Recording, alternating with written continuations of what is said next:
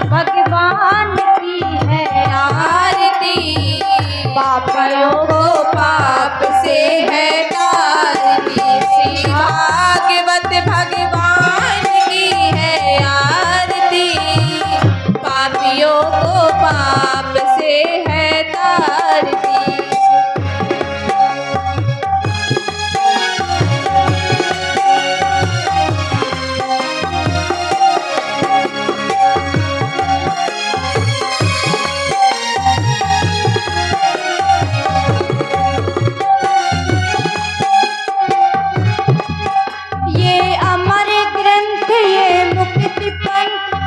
पंचम वेद निराला, नव ज्योति जगाने वाला। ये अमर ग्रंथ ये मुक्ति पंथ, ये पंचम वेद निराला, नव ज्योति जगाने वाला। ये अमर ग्रंथ ये मुक्ति पंथ, ये पंचम वेद निराला, नव ज्योति जगाने वाला।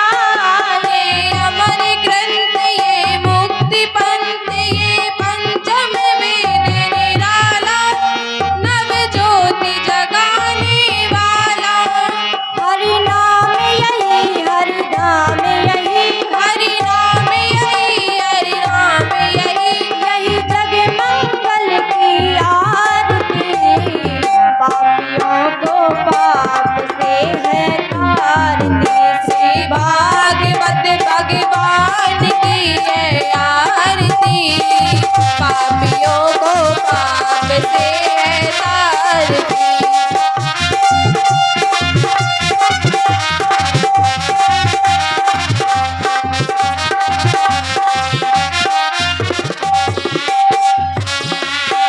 ये शांति गीत पावन पुनीत, पापों को मिटाने वाला, हरि दरस कराने वाला। ये शांति गीत पावन पुनीत, पापों को मिटाने वाला, बनाने वाला। ये शांति गीत पावन पुनीत, पापों को मिटाने वाला, हरि दरस कराने वाला। ये शांति गीत पावन पुनीत, पापों को मिटाने वाला, बिगड़ी को बनाने वाला। यह सुख करनी, यह दुख हरनी, यह सुख करनी, यह दुख हरनी। श्री मधुसूदन की आरती। पापियों को पाप से है तारती। श्री भागवत भगवान की है आरती। पापियों को पाप से है तारती।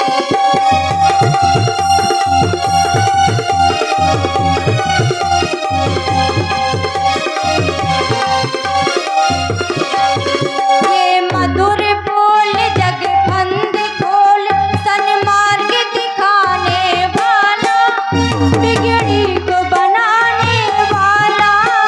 ये मधुर बोल जग फंद खोल, सन्मार्ग दिखाने वाला, बिगड़ी को बनाने वाला। ये मधुर बोल जग फंद खोल, सन्मार्ग दिखाने वाला, बिगड़ी को बनाने वाला।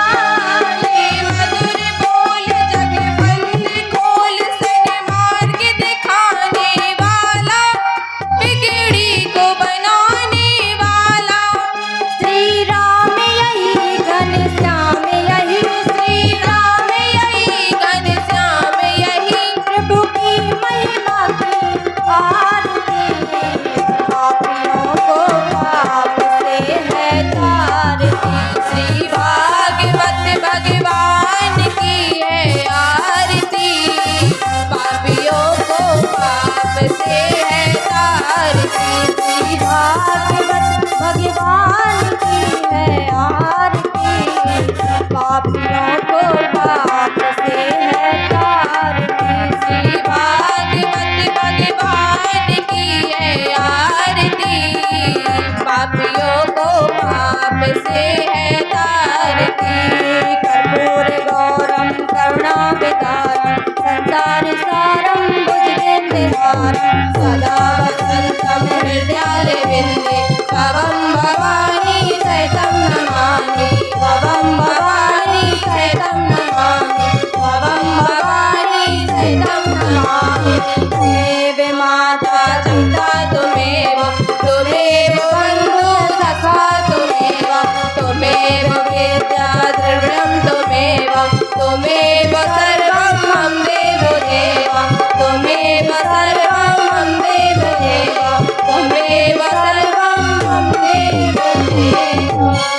प्रेम से बोलिए कृष्ण कन्हैया लाल की जय।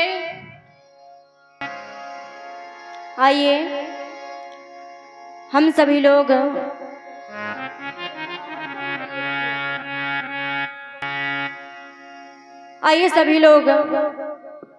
क्योंकि आज श्रीमद् भागवत कथा का ये द्वितीय दिवस की कथा में हम सभी लोग प्रवेश करने जा रहे हैं, लेकिन कथा के पूर्व भगवान का भजन करना जरूरी होता है। क्यों? क्योंकि जब प्रभु को बुलाएंगे तभी तो इस कथा में वो आएंगे, और जब आएंगे तभी ये कथा आगे की ओर अग्रसर हो पाएगी। जब प्रभु को बुलाना है तो मीठी मीठी तालियों के साथ में आइए 2 बार हरिनाम संकीर्तन। तत्पश्चात जहाँ पर कल कथा का विश्राम हुआ था उसी कथा को आज आगे की ओर बढ़ाएंगे, लेकिन उससे पूर्व 2 बार हरिनाम संकीर्तन।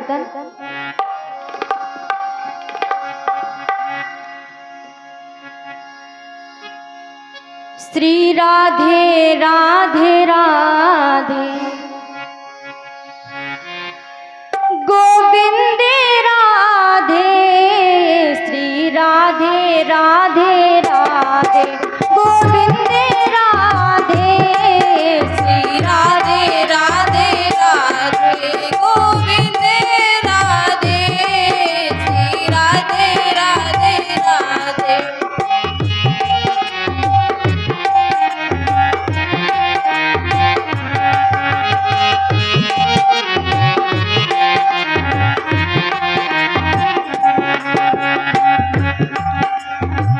ऐसे नहीं, सभी लोग अपने ही गांव के हैं, कोई यहाँ बाहर का व्यक्ति नहीं बैठा है। जब बाहर का नहीं है तो प्रभु के कीर्तन में कभी भी संकोच नहीं करना चाहिए। ये मैं बार बार कहती हूँ, मैं ही नहीं, प्रतिवर्ष हमारे यहाँ पर सत्संग का कार्यक्रम रखा जाता है। जितने भी वक्ता आते हैं, विद्वान लोग आते हैं, संत लोग आते हैं, तो एक ही बात कहते हैं कि भगवान के भजन में कंजूसी नहीं करनी चाहिए। जब कंजूसी नहीं करनी चाहिए तो इस मन वाणी के द्वारा और मीठी मीठी तालियों का मेरे साथ में साथ देते हुए सभी लोग गाएंगे। श्री राधे राधे राधे गोविंद राधे। श्री राधे राधे राधे गोविंद राधे। श्री राधे राधे राधे गोविंद राधे।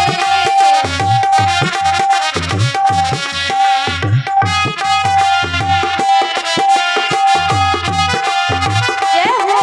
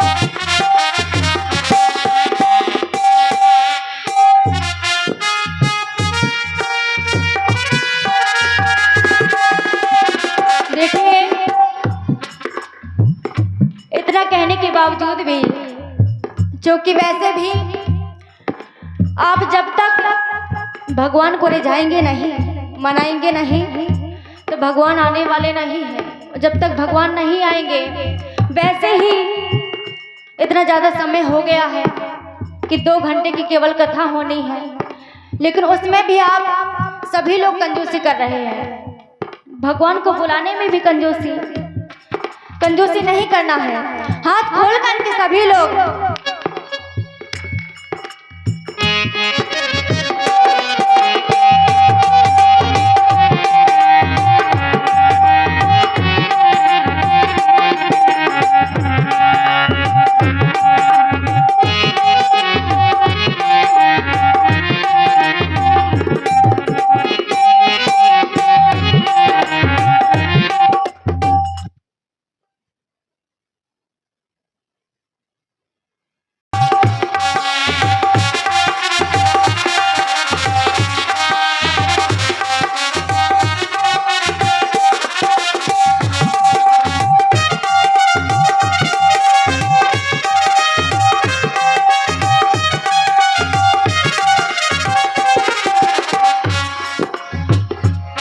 श्री राधे राधे राधे गोविंद राधे, श्री राधे राधे राधे गोविंद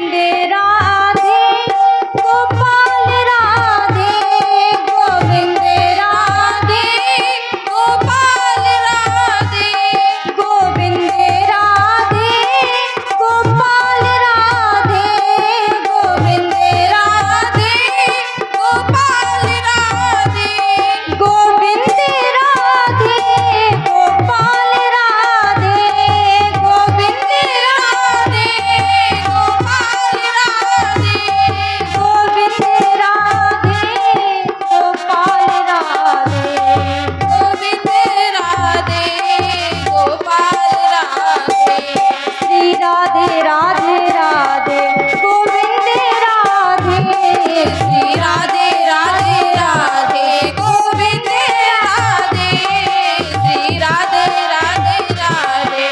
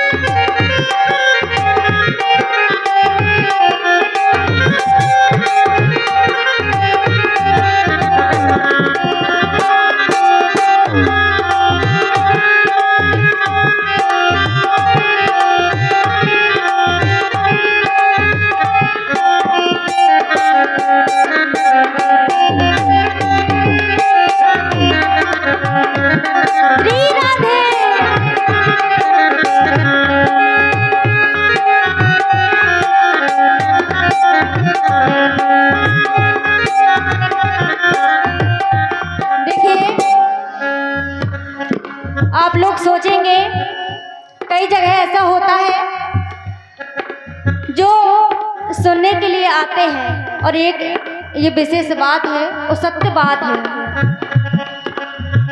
कि जो भी श्रोता आते हैं तो उनमें कई विद्वान महापुरुष बैठे होते हैं, लेकिन अगर उनसे कहा जाए, सभी लोग कहते हैं कि एक बार हम गाएंगे, एक बार आप गाना, तो कई लोग कहने लगते हैं अरे व्यास जी रुपया आपको मिल रहा है तो आप गाइए, हमको कौन सा रुपया मिल रहा है। लेकिन इसका फायदा क्या है, ताली बजाने का फायदा क्या है, सभी लोग जानते हैं। जो भी हमारे हाथ की रेखाएं होती है ना, जो बिगड़ी हुई रेखाएं होती हैं तो ताली बजाने से, ये करतल बजाने से वो सही हो जाते हैं, ऐसा संत लोग बताते हैं। तो कंजूसी नहीं करना है। प्रेम के साथ में, मेरे साथ में मैं भी गाऊंगी, आप भी गाएंगे। श्री राधे राधे राधे गोविंद राधे, श्री राधे राधे राधे गोविंद राधे, श्री राधे राधे राधे गोविंद राधे।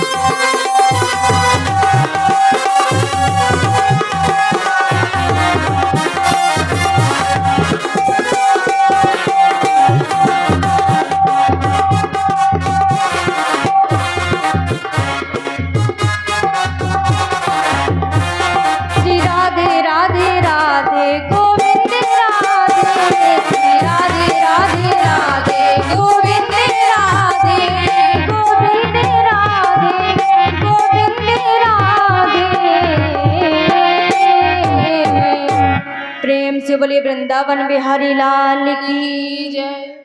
जयकारे में भी कंजूसी। तो आइए सभी लोग जहां पर कल कथा को छोड़ा गया था, विश्राम दिया गया था, उसी कथा को आगे बढ़ाते हुए सभी लोग कथा में प्रवेश करेंगे।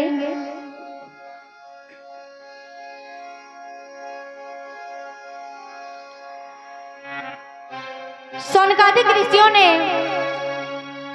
सूत जी महाराज से एक उपाय पूछा कि भगवान आखिर हमें एक ऐसा उपाय बताइए जिससे कि इस भगवत कृपा की प्राप्ति हो सके। जैसे ही इतना कहा तो सूत जी महाराज ने कहा कि ऋषिवर, ये बहुत ही सुंदर सा आपका प्रश्न है। जहां तक मैं जानता हूं कि संसार के लोगों का जीवन कैसे व्यतीत हो रहा है, लेकिन जो आपने बात कही है भगवत कृपा की, भगवत चर्चा की, श्रीमद् भागवत कथा की, तो एक बात है जो विशेष ध्यान देने योग्य है। आखिर वो बात कौन सी है? भागवत कथा में 5 बातों का ध्यान रखना आवश्यक है। आखिर वो 5 बातें कौन सी हैं? तो सबसे पहली बात, सबसे पहले तो भागवत कथा के लिए स्थान का उचित होना आवश्यक है। जहां उचित स्थान हो वहां पर भागवत कथा प्रारंभ होनी चाहिए। दूसरी बात, भागवत का ज्ञान गान, यानी कि हम यहाँ पर नहीं किसी भी मंच के लिए एक बात कहें जो भी कथा करवावे ये हम नहीं, ये सौनकादिक ऋषियों ने जब प्रश्न पूछा सूत जी महाराज से, तो सूत जी महाराज सौनकादिक ऋषियों से कह रहे हैं कि पहली बात तो भागवत के लिए स्थान, और दूसरी बात भागवत के लिए गान, यानी कि जो भी वक्ता, जो भी व्यास जी आवे तो कथा को संगीतमय कहें तो ही आनंद आता है। और तीसरी बात है कि भागवत का ज्ञान, भागवत कथा के लिए ज्ञान का होना भी आवश्यक है। फिर चौथी बात, महाराज हम कथा करवा रहे हैं, लेकिन अगर एक वही बात हो गई कि भागवत कथा के लिए सुनने के लिए यहाँ पर आए हैं, लेकिन बैठे तो यहाँ पर हैं, तन हमारा यहाँ है, लेकिन वहीं कहीं विचरण कर रहा है, तो ये भी नहीं होना चाहिए। तो महाराज ये कैसे हो सकता है? बोले कि चौथी बात है भागवत का ध्यान, जब तक कथा हो, चाहे वो राम कथा हो, चाहे श्रीमद् भागवत कथा हो, जब तक हम यहाँ पर बैठे हैं तब तक हमारा ध्यान केवल होना चाहिए कहाँ पर? कथा पर।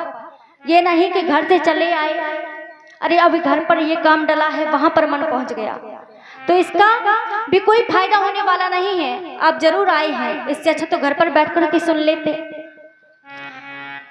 फिर पांचवी बात आती है महाराज, भागवत के लिए स्थान हो गया, भागवत का गान हो गया, ध्यान हो गया, फिर भागवत में हमारे कान, यानी कि जब तक कथा को कानों से सुनेंगे नहीं तब तक आनंद आएगा कैसे? और वो आनंद कब आएगा? जब हमारा मन यहाँ पर है, कथा में है। क्यों? क्योंकि बड़ा ही सुंदर भजन था, ये मन बड़ा चंचल है, कैसे इसे समझाऊं। क्यों? क्योंकि आखिर हम मन को जितना रोकेंगे कि ये काम नहीं करना है, लेकिन वो करेगा वही। इसलिए महाराज सबसे पहले तो भागवत कथा के लिए 5 बातों का होना आवश्यक है।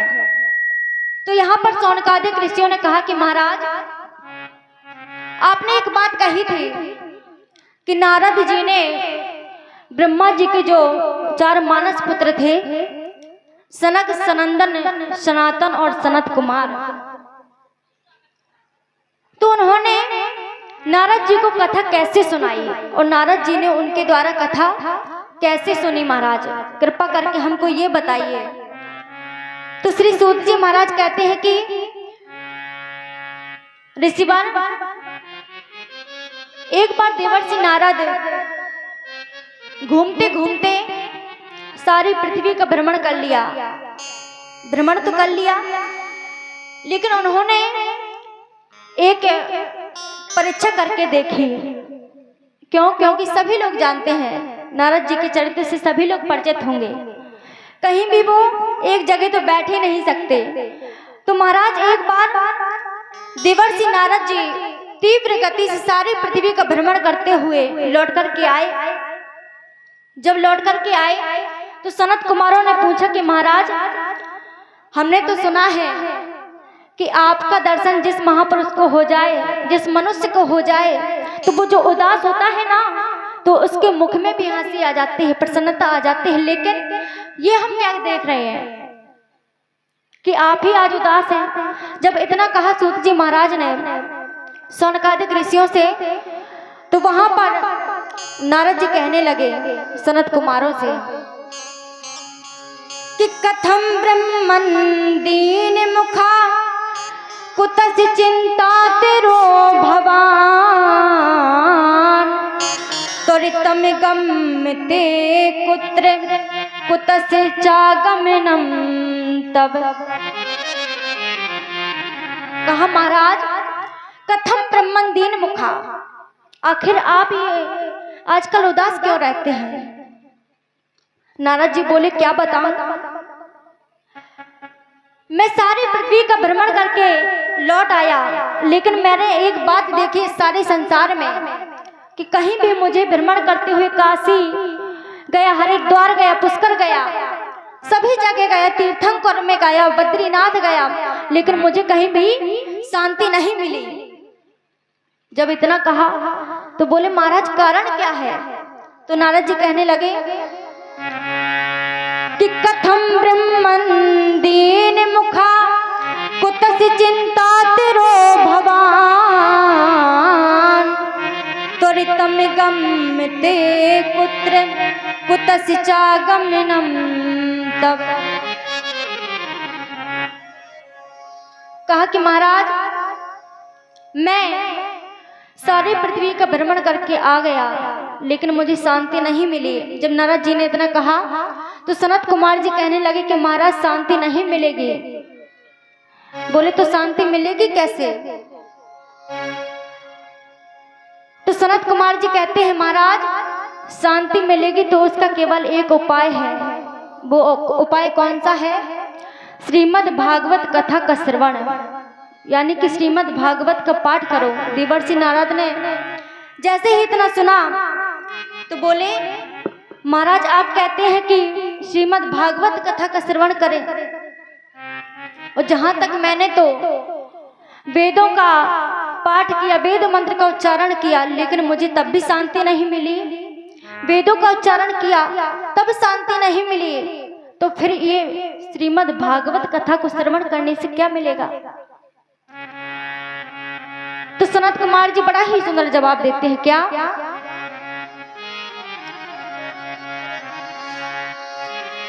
कि नापस्यम कुत्रचिच्छमं मनसि संतोषिकारिकम् अरे कलिना धर्म मित्रेण धरेयं बाधिताधुना। कहा कि महाराज जहां तक हम जानते हैं कोई भी इस संसार में, यहाँ की बात नहीं, कहीं भी चले जाओ तो कहीं भी संसार में कोई भी व्यक्ति, ये कलयुग का प्रभाव ऐसा पड़ रहा है कि कोई भी व्यक्ति सत्य नहीं बोलता। नारद जी ने कहा ये बात तो सत्य है, पर महाराज आपने जो कहा कि श्रीमद् भागवत कथा का श्रवण करे तो ये कैसे? तो सनत कुमार जी कहते हैं कि महाराज अगर कोई व्यक्ति इस कलयुग में सत्य बोल ले, अरे 10 बार नहीं केवल 1 बार बोल ले, तो वो ये समझता है कि महाराज अरे हरिश्चंद्र जी के बाद दूसरा नंबर हमारा ही है। लेकिन अगर कोई काम बिगड़ जाए झूठ बोलने से या सत्य बोलने से, तो पूरा दोष भगवान के ऊपर थोप देता है। कहता है कि अरे हमने बनाया तो अच्छा था, इतनी सब तैयारी की, इतना अच्छा कार्यक्रम करवाया, लेकिन क्या करें अंत में भगवान ने ऐसा कर दिया। जब ये प्रवृत्ति मनुष्य की हो गई है तो इसके लिए केवल एक उपाय है। बोले महाराज कौन सा उपाय? तो यहाँ पर तुलसी बाबा ने मानस में लिख दिया क्या कि कलियुगे केवल अरे नामे आधारा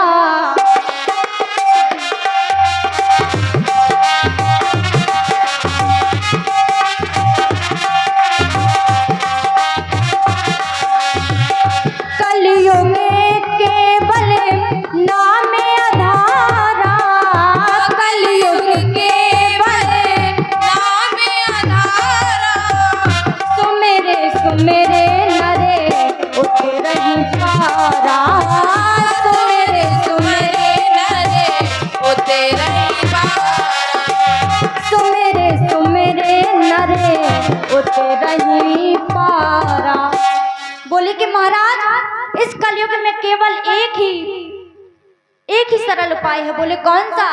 तो बोले कलयुग केवल नाम आधारा और सुमेरे सुमेरे नर उतरे ही पारा।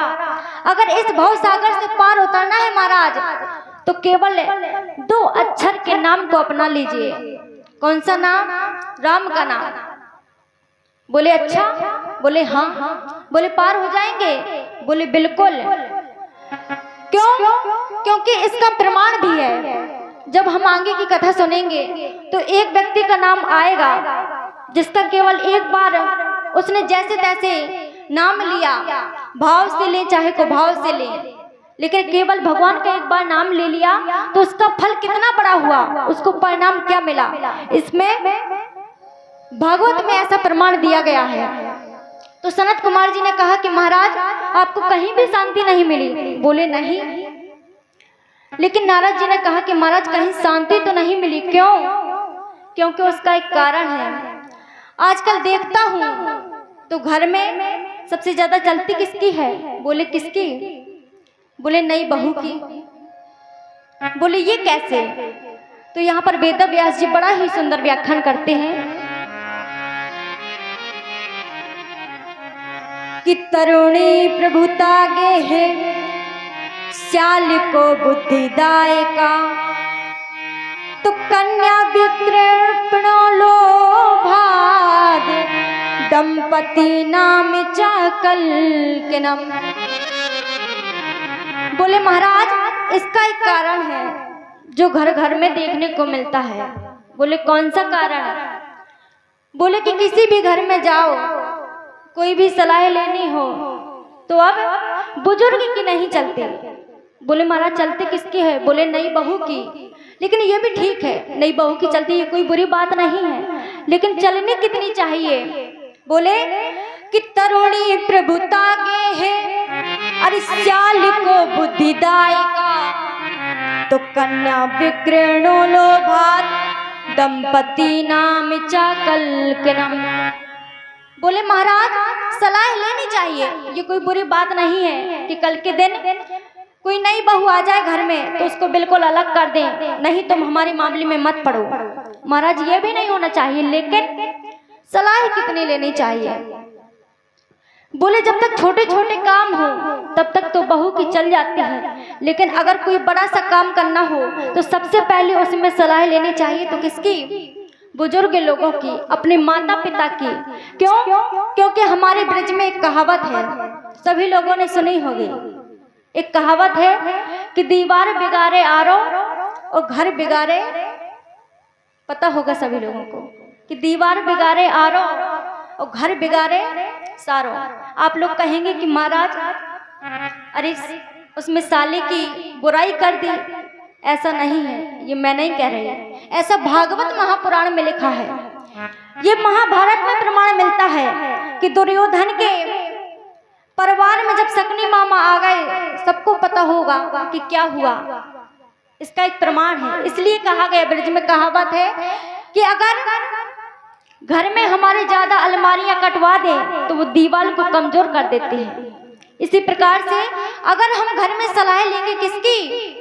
अपने साले की, तो वो भी कुछ न कुछ उसमें गड़बड़ हो जाएगा। और इसका प्रमाण है कौन? शकुनी मामा। बोले अच्छा, तो नारद जी कहते हैं कि मैं घर घर गया, लेकिन मुझे देखने को क्या मिला कि घर पर नई बहू की चलती कोई भी सत्य बोलने वाला नहीं है। वो सत्य बोलेगा तो कितना उसमें छाती ठोक करके कहेगा अरे महाराज ऐसे से ऐसा, ऐसे से ऐसा।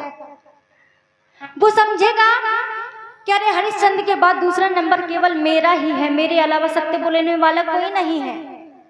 बोले क्यों? क्योंकि ये कलयुग की विशेषता है महाराज। बोले क्या विशेषता है? तो कहते हैं कि कलिना धर्म मित्रेण अरे धरेयम बाधिता धुना। क्यों? क्योंकि जहां पर अधर्म है, जब अधर्म अधिक बढ़ जाता है, और अधर्म का मित्र कौन है?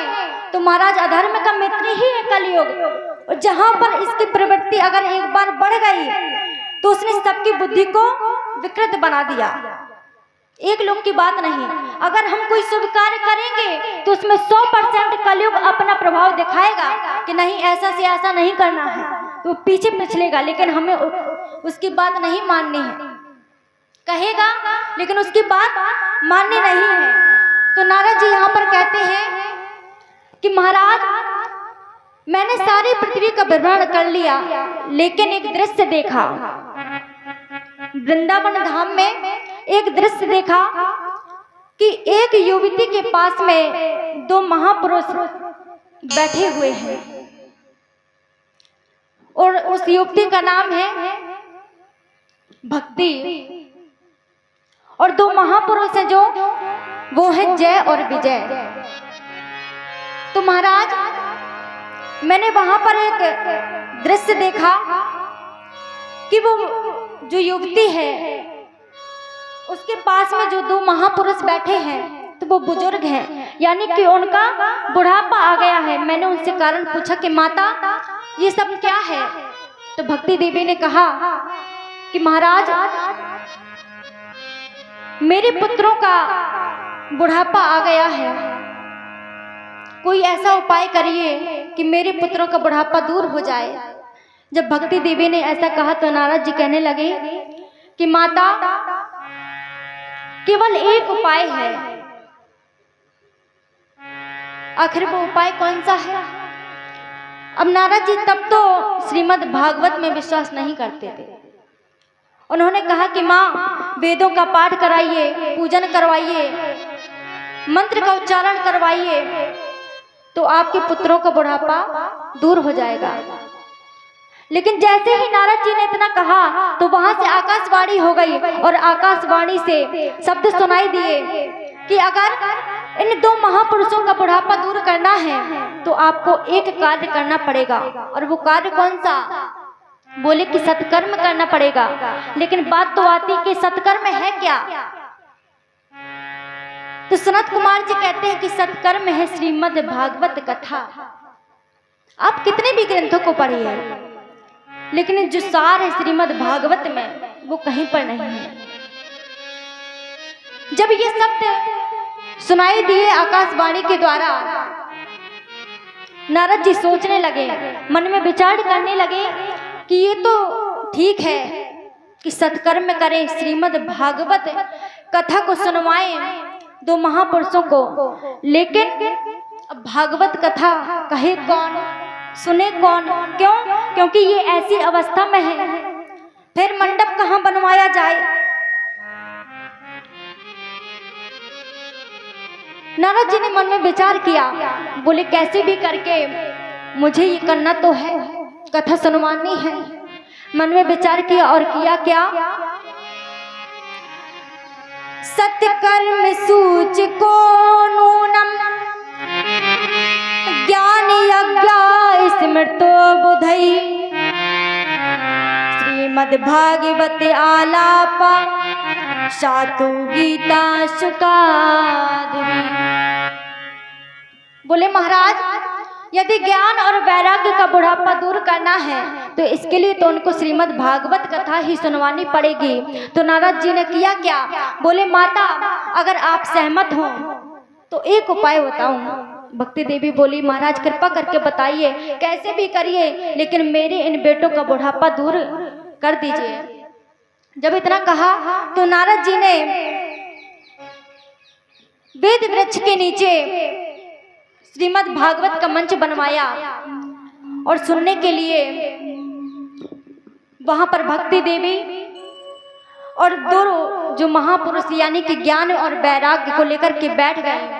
और वहीं पर श्रोता के रूप में, मुख्य श्रोता के रूप में नारद जी बैठ गए। और कथा यहाँ पर सुना कौन रहा है? सनत कुमार जी, यानी कि जो ब्रह्मा जी के 4 मानस पुत्र हैं, सनक, सनंदन, सनातन, सनत कुमार, ये चारों भाई व्यास मंच पर आसीन हो गए और कथा होने लगी। जब कथा होने लगी, नारद जी ने पूछा कि महाराज कथा करवाएं कहाँ? उसके लिए भी तो क्यों? क्योंकि अभी थोड़ी देर पहले 5 बातें आई थी। सबसे पहले तो भागवत के लिए स्थान, भागवत का गान, ज्ञान, ध्यान, कान, ये सब जरूरी होना चाहिए। तो एकांत स्थान मिलना चाहिए। और भागवत कथा जैसे ही शुरू हुई तो देखिए वहां पर धीरे धीरे करके भीड़ इकट्ठी होने लगी। अब जब भीड़ इकट्ठी होने लगी, वहां पर परीक्षित के रूप में यानी कि मुख्य श्रोता के रूप में स्वयं देवर्षि नारद विराजमान है और व्यास गद्दी पर सनत कुमार, चारों भाई विराजमान हैं। कथा प्रारंभ हुई तो वहां का मानो ऐसा वातावरण बन गया। वातावरण बना कैसा? एक कवि ने बड़े ही सुंदर कल्पना की उसकी। अरे कूके लगी कोयली कि कूके लगी कोयली, अरे कदम बन पे डार फेरी तो धोए धोए पात हिली हिली सरसें लगे। कभी किसी ने अपने शब्दों में कुछ कहा तो किसी कवि ने ये कल्पना कर दी, और ये कल्पना मैंने पढ़ी, मैंने अपनी किताब में इसको पढ़ा, मुझे अच्छा लगा। तो वहां का वातावरण बना कैसा? अरे कूके लगी कोयली, अरे कदम बन पे डार फेरी, तो धोए धोए पाते और हिली हिली सर से लगे, और तो बोले लगे दादुर। वातावरण बना ऐसा कि कोयल जो पेड़ पर बैठी है वहीं पर मधुर गीत सुनाने लगी, और कि कूके लगी कोयली, अरे कदम बने पे बैठी फेरी, तो धोए धोए हाथ हिली हिली सर से लगे, तो बोले लगे दादुर। दादुर यानी कि जो मेंढक है, जितने भी जीव जंतु हैं, ऐसी कथा हुई वहां पर, भव्य कथा, कि बोले लगे दादुर, अरे मयूर लागे नाच फेरी, तो देख के संजोगी, अरे जन जिए हर से लगे।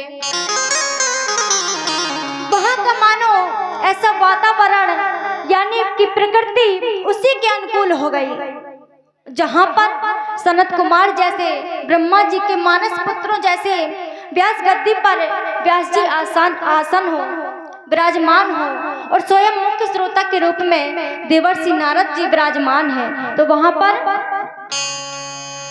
कि बोले लगे दादुर, तुम मयूर लागे नाचे फेरी, तो देख के संजोगी जन, अरे जन ही हर से लगे। सबका हृदय गदगद हो गया, लेकिन नारद जी को शंका हो गई। कथा प्रारंभ हो गई, लेकिन कथा सुनते सुनते उनके मन में एक शंका हुई। जब शंका हो गई तो एक बात यहाँ पर आती है कि कोई भी कथा हो, लेकिन बीच में, कथा के बीच में जो भी शंका श्रोताओं के मन में आवे, तो बाद में निष्कर्ष उसका निकालना चाहिए कि ऐसी ऐसी बात समझ में नहीं आई। नारद जी ने किया वही। नारद जी के मन में शंका हुई। नारद जी ने सोचा कि बाद में पूछेंगे, और जैसे ही कथा का समापन हुआ, विश्राम की ओर कथा चली, तो नारद जी ने हाथ जोड़कर के सनत कुमार जी से पूछा कि महाराज, कृपा करके हमको एक बात बताइए। ये मैं कोई आपसे प्रश्न नहीं कर रहा हूँ, प्रश्न भी दो प्रकार के हुआ करते हैं। एक तो कोई लोग ऐसे होते हैं कि परीक्षा लेने के लिए, अरे इसको आता है इतना कि नहीं आता है, तो उसके लिए प्रश्न पूछते हैं। और दूसरा नंबर का ऐसा प्रश्न होता है कि जिज्ञासु बनकर के पूछना। तो नारद जी ने हाथ जोड़कर के कहा कि महाराज, हमारे मन में एक शंका है, उस शंका का निवारण कीजिए। सनत कुमार जी बोले कि देवर्षि नारद, आखिर शंका कौन सी है?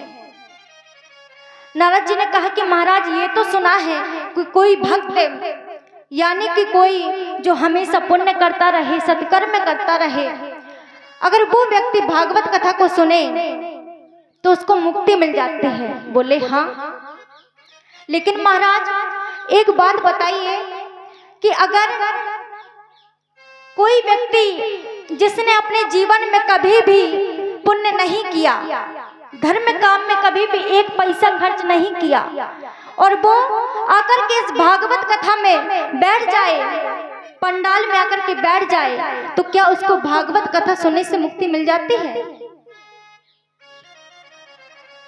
जब इतना नारद जी ने कहा तो सनत कुमार जी कहने लगे कि बड़ा ही सुंदर आपका प्रश्न है महाराज, और ये जो आपके मन में शंका है, जो आपने कहा कि एक और कोई भक्त आदमी जो पुण्य करता है, धर्म काम में आगे रहता है, वो कथा सुने तो उसको मुक्ति मिल जाती है, ये बिल्कुल सही है। लेकिन दूसरी बात जो आपने कही है कि कोई पापी व्यक्ति भी अगर इस कथा को सुनता है तो क्या भगवान उसको मिल जाते हैं? क्या भगवान उसको भी मोक्ष प्राप्त करवा देते हैं, मुक्ति मिल जाती है उसको? जैसे ही नारद जी ने इतना कहा तो सनत कुमार जी कहने लगे कि ये मानवाह पाप कृतस्तु सर्वदा सदा दुराचार रतां विमार्ग गाहे क्रोधाग्नि दग्धाय कुटिलाश्च कामिना सत्ता हि अज्ञेन कलौ पुनन्ति। बोले महाराज आपका प्रश्न सही है, लेकिन इसका जो उत्तर है वो सुनिए। बोले कि जिस व्यक्ति ने अपने जीवन में कभी सत्य ना बोला हो, कभी धर्म काम में एक पैसा खर्च ना किया हो, हमेशा वो गलत संगति पर पड़ रहा हो, गलत मार्ग पर चलता रहा हो, लेकिन वो भी अगर श्रीमद् भागवत कथा को सुने तो उसको भी मुक्ति मिल जाती है। ये सत्य बात है। नारद जी को संतोष नहीं मिला, आत्मा में तसल्ली नहीं मिली। बोले महाराज ये मैं मानूं कैसे, मुझे समझाइए। तो सनत कुमार जी ने कहा कि क्रोधाग्नि दग्धा है कुटिलाश्च कामिना अरे सप्ताहि अज्ञेन कलौ पुनन्ति ते। बोले महाराज जो ये सप्ताह यज्ञ यानी कि 7 दिन का ये जो यज्ञ चल रहा है, आज हमने आपको कथा सुनाई और आपके मन में जो भी ये शंका है उसके निवारण के लिए मैं एक प्रसंग आपको कहता हूँ, जिससे आपकी शंका का समाधान हो जाएगा। बोले कैसे? क्योंकि यहाँ पर तुलसी बाबा ने भी अपना मत दिया है। क्या? कि लोभ की इच्छा दंभ बल और काम के केवल नारी, तो क्रोध के परुष बचन बल और मुनिवर कहीं विचार। बोले कि ये बात बिल्कुल सत्य है। क्यों? क्योंकि ये हमारा जो शरीर है क्रोधाग्नि में जल रहा है, लेकिन अगर एक बार भी वो अपने जीवन में इस श्रीमद् भागवत कथा का श्रवण कर ले तो उसको भी मुक्ति मिल जाती है। बोले अच्छा? बोले हाँ बिल्कुल सत्य बात है, और इसके लिए मैं एक व्यक्ति को लेता हूँ, लेकिन इसके पहले जो ये कलयुग की प्रवृत्ति बढ़ गई है, मनुष्यों की बुद्धि को विकृत बना दिया है, इसके लिए तो कि लोभ की इच्छा दंभ बल तो काम के केवल नारी, तो क्रोध के परुष बचन बल और मुनिवर कहीं विचार। इसलिए तुलसी बाबा ने मानस में किया, कहा अरे कलियुग केवल अरे नाम आधारा, कलियुग केवल नाम आधारा,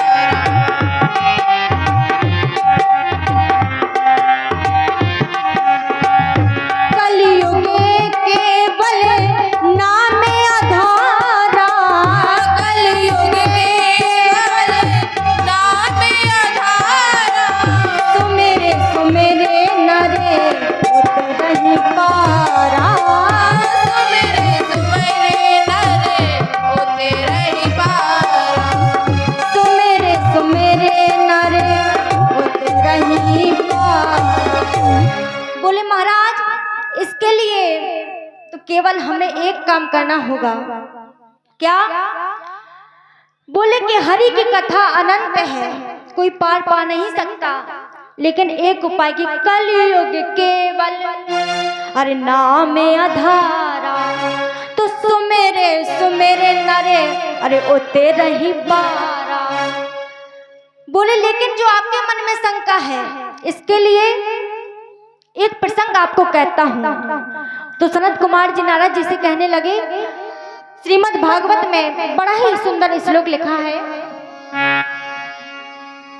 कि तुंगभद्रा तटे पूर्व मभूत पत्तनम उत्तमम। बोले महाराज तुंगभद्रा नदी के तट पर एक गांव जिसका नाम है उत्तम नगर, और उस नगर में जितने भी लोग हैं सभी धर्म में आगे रहने वाले, धर्म के काम को आगे बढ़ाने वाले, ऐसे सभी लोग निवास करते हैं। और उस गांव में एक बड़े ही विद्वान धर्मनिष्ठ प्रतिष्ठावान व्यक्ति एक पंडित जी रहते थे और उनका नाम क्या था? बोले आत्मदेव जी। लेकिन यहाँ पर एक विडंबना, आत्मदेव जी बड़े ही धर्मनिष्ठ प्रतिष्ठावान पंडित जी थे, लेकिन उनके घर में संतति नहीं थी। और इसी प्रसंग से आपके मन में जो शंका है उसका निवारण हो जाएगा। बोले महाराज ठीक है, तो संतति नहीं थी, फिर उन्होंने किया क्या? बोले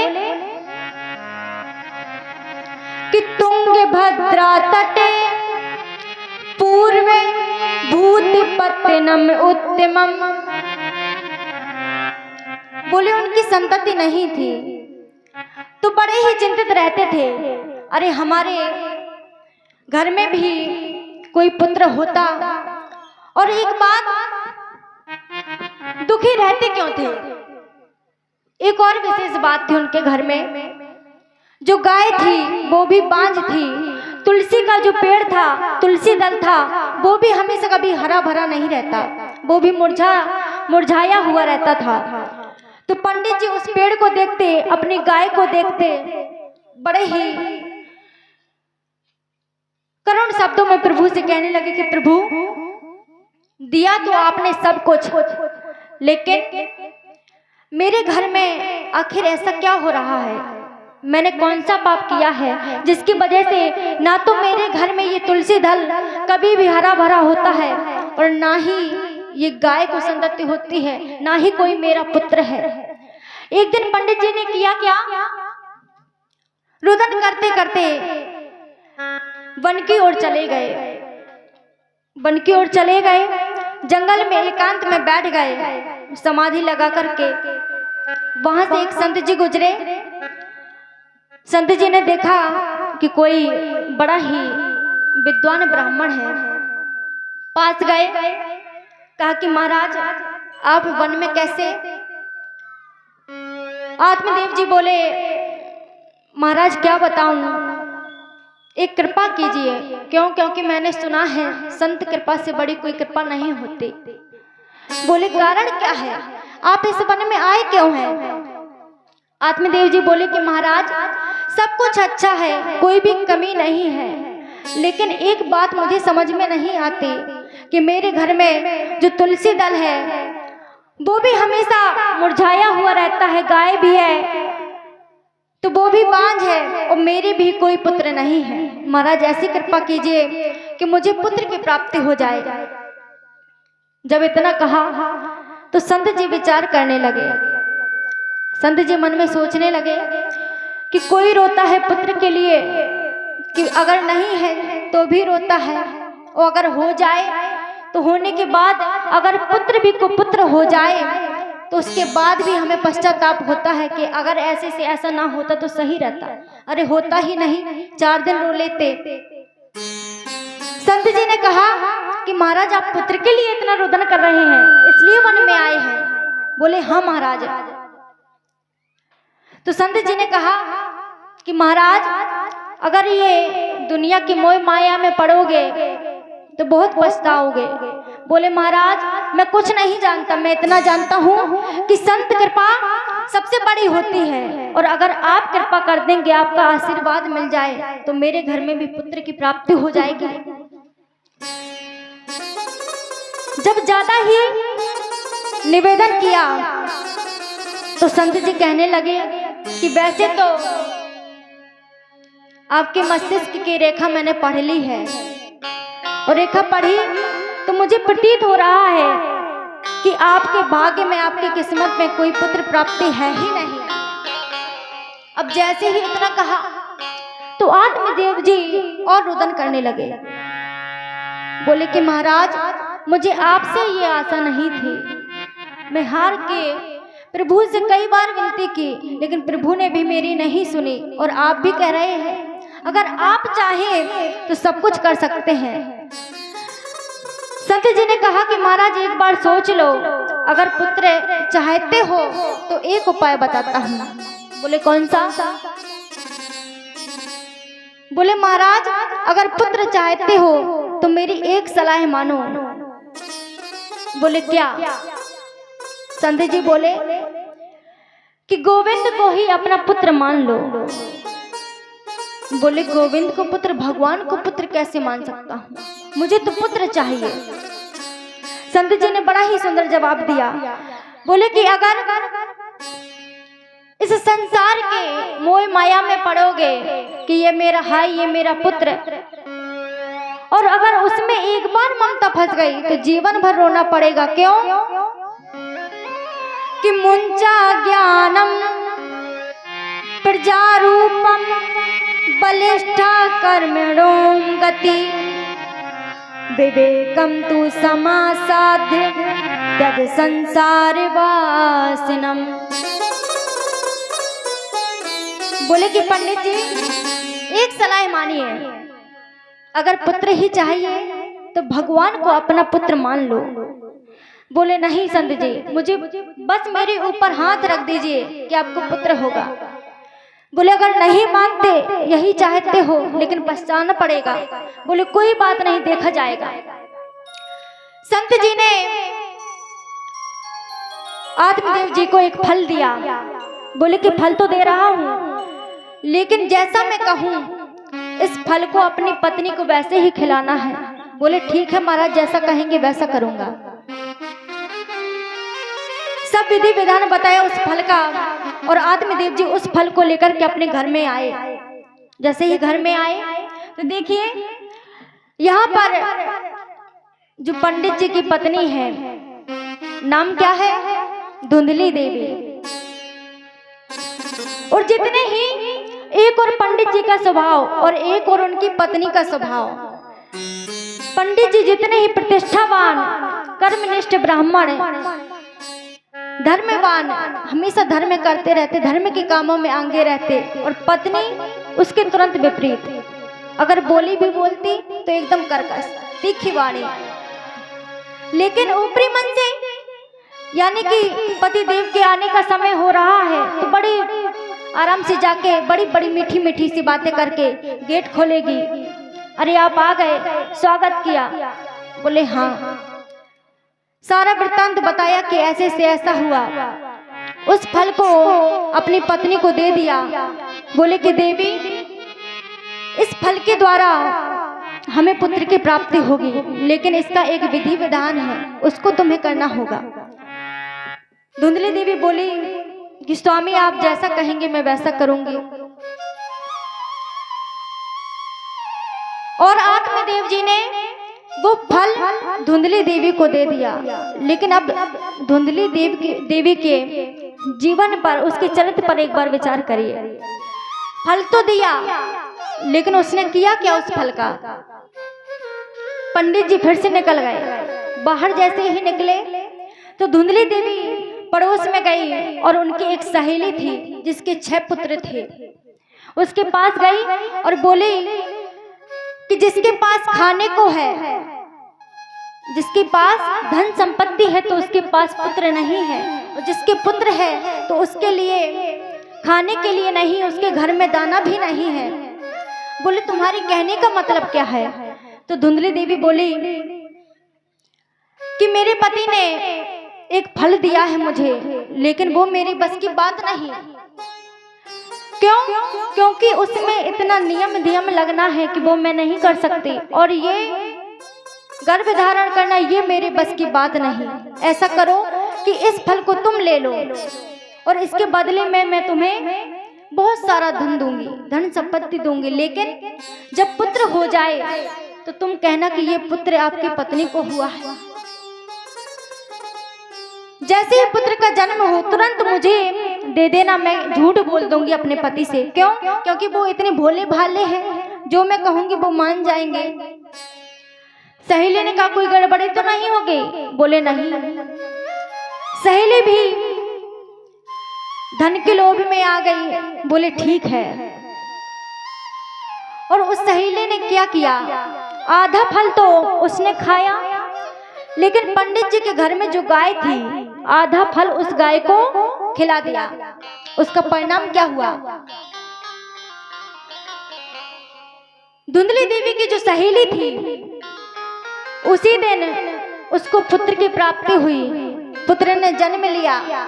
और यहाँ पर जो गाय बांझ थी तो गाय ने भी एक सुंदर बच्चे को जन्म दिया। सारा शरीर तो उसका मनुष्य जैसा, लेकिन कान उसके गौ माता के जैसे, इसलिए उसका नाम रख दिया गया गोकर्ण। यहाँ पर दूसरी ओर जो उसकी सहेली थी, जैसे ही पुत्र हुआ तो उसको बात याद आई कि मेरी सहेली ने कहा था कि मैं तुमको बड़ा धन दूंगी, लेकिन जब पुत्र हो जाए तो तुम मुझको लौटा देना, मैं झूठ बोल दूंगी अपने पति से। वो पुत्र को लेकर के धुंधली देवी के पास में लिटा करके चली गई। अब धुंधली देवी क्या बोली, बोली स्वामी मेरे पुत्र हुआ है। आत्मदेव जी बड़े खुश हो गए,